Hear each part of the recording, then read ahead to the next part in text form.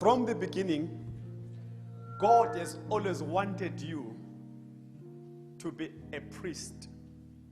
Now, you need to understand this, that in the book of Genesis, the fathers were priests in the family. Abraham was the priest in his family. He was the one to make prayers and sacrifices for the family. Isaac did the same thing. Noah, in Genesis 8 verse 20.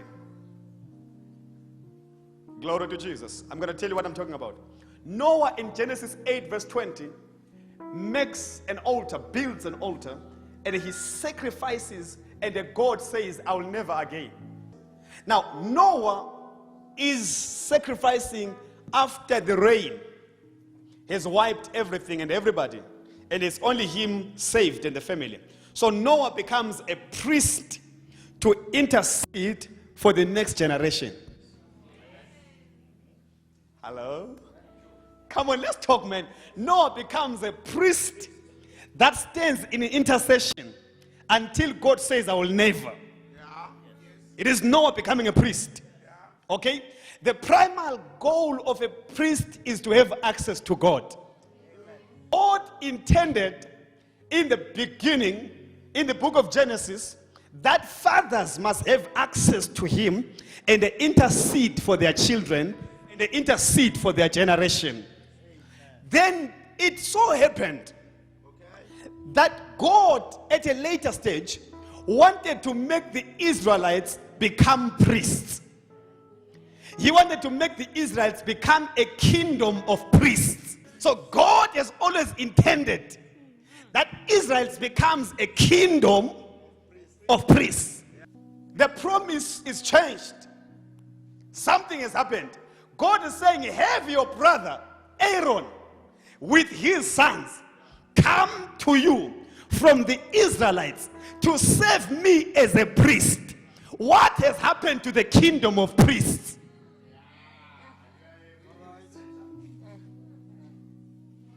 What has happened to God who said, you Israelites, you're my kingdom of priests? Now God is looking for a priest from the Israelite, one priest, and his children must become priests and they serve God. Priests have access to God. So God is now simply saying, I can no longer be accessed by all of you. Only one man. So there is something that has gone wrong. The priesthood has been handed over to Aaron. And Aaron is one man that when Moses had access to God, Aaron built an altar. Made an altar. So the priesthood has fallen upon a man who can worship gods. So what is happening to this priesthood? It is the same guy who challenged Moses. So that is why we have a priesthood that can challenge the work of God.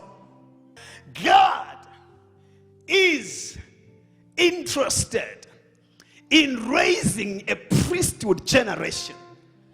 Because in the beginning, the intention of God was that everyone in Israel must become a priest.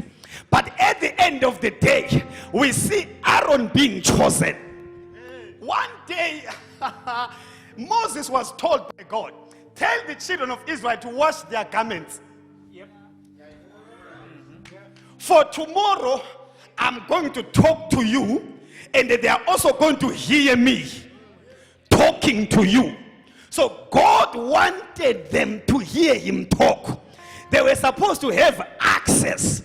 But this time around, God is saying, knit a garment for Aaron. So the priesthood is changed. The priesthood has been taken away from them. So that is why the temple had 3 divisions. It was only the priest who was to enter in the Holy of Holies, and only once a year. So what was it saying? they don't have access to holiness. It's only the priest who can talk to God. But if he enters with sin, he is not coming back. So after 3 days, they will pull him by a chain. So God is saying the priesthood, I still need priests. I'm still raising priests. I still have priests. But where are they? Where are those priests? They're hiding. Now, Jesus is a high priest. According to the order of Melchizedek. He is a priest according to the order of Melchizedek, coming from the pattern of Aaron, who went into the Hall of Holies not once every year, but once and for all. Once and for all. The priests were supposed to intercede. Now, another primary goal for a priest is to intercede, to stand on behalf of.